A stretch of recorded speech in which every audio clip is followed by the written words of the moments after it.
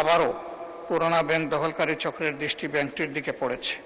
নূতন ষড়যন্ত্রের মাধ্যমে পরিচালনা পর্ষদের চেয়ারম্যান পদে বিতর্কিত এবং দুর্নীতির অভিযোগে চিহ্নিত ব্যক্তিকে বসানো হয়েছে। বিসমিল্লাহির রহমানির রহিম। ধন্যবাদ মাননীয় স্পিকার,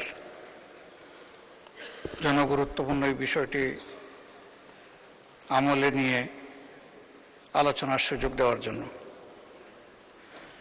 যেহেতু ইসলামী ব্যাংক বাংলাদেশ দেশের সর্ববৃহৎ বেসরকারি ব্যাংক, দেশের মোট রেমিটেন্সের একটি উল্লেখযোগ্য অংশ এই ব্যাংকের মাধ্যমে দেশে আসে।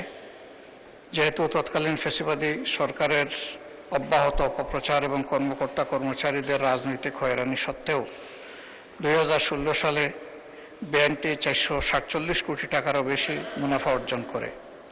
সে সময় খেলাপি বিনিয়োগের হার ছিল মাত্র 4%।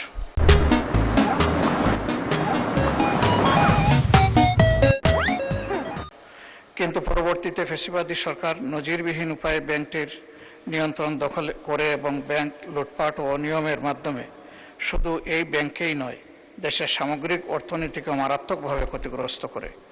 এর ফলশ্রুতিতে 2024 সালে ব্যাংকের মুনাফা আশঙ্কাজনকভাবে কমে যায় এবং শেয়ার হোল্ডারদের কোনো লভ্যাংশ প্রদান করা সম্ভব হয়নি। খেলাপি বিনিয়োগের পরিমাণ মোট বিনিয়োগের প্রায় 51% এসে পৌঁছায়। যেহেতু ফ্যাসিবাদ পরবর্তী সময়ে ব্যাংকটি ধীরে ধীরে ঘুরে দাঁড়াতে শুরু করে এবং গ্রাহকদের আস্থা পুনরুদ্ধারের পথে অগ্রসর হচ্ছিল, এক বছরের ব্যবধানে ব্যাংকের মুনাফা 108 কোটি টাকা থেকে বেড়ে 137 কোটিতে উন্নীত হয়। ঠিক এমন সময় আবারও পুরোনো ব্যাংক দখলকারী চক্রের দৃষ্টি ব্যাংকটির দিকে পড়েছে। নূতন ষড়যন্ত্রের মাধ্যমে পরিচালনা পর্ষদের চেয়ারম্যান পদে বিতর্কিত এবং দুর্নীতির অভিযোগে চিহ্নিত ব্যক্তিকে বসানো হয়েছে। একই সঙ্গে ব্যবস্থাপনায় অযৌক্তিক ও অন্যায় হস্তক্ষেপের মাধ্যমে ব্যবস্থাপনা পরিচালক। মাননীয় বিরোধী দলের নেতা, আপনি তো পরে আবার বলতে পারবেন, এই পর্যায়ে সংক্ষিপ্ত করেন, পরে আবার বলবেন। এতটুকুতেই রাখতে পারি। এই বিষয়ে আলোচনা হওয়া জরুরি বলে আমি মনে করি। আপনাকে সুযোগ দেওয়ার জন্য ধন্যবাদ। Thank you. এখন আমি আহ্বান জানাবো মোহাম্মদ শফিকুর রহমান, ঢাকা 15। এখন আমি আহ্বান জানাবো সৈয়দ মোহাম্মদ আবদুল্লাহ মোহাম্মদ তাহের।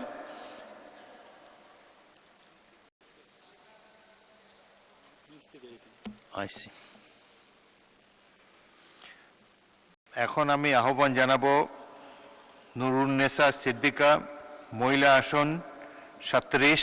আপনার সময় 5 মিনিট।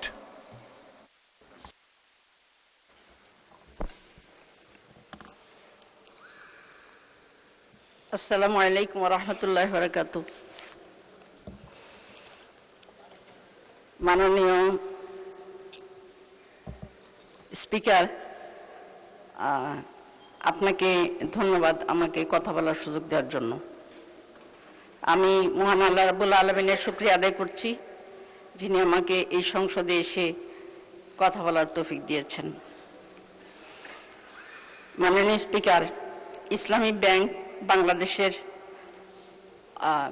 একটা অত্যন্ত বলিষ্ঠ সম্ভাবনাময় ব্যাংক, যা বাংলাদেশের মানুষের ভবিষ্যৎ এবং বর্তমান তাদের আশা-আকাঙ্ক্ষার প্রতীক।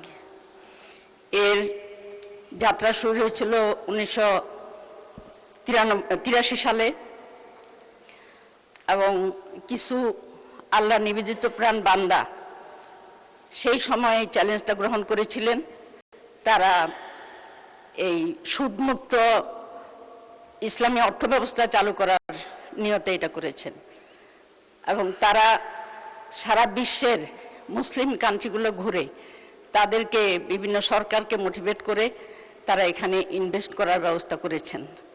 তারা এখন আল্লাহর দরবারে চলে গিয়েছেন, কিন্তু তারা যে সফল উদ্যোগটা নিয়েছিলেন সেটা মহিরু আকার ধারণ করেছে। বর্তমানে বাংলাদেশে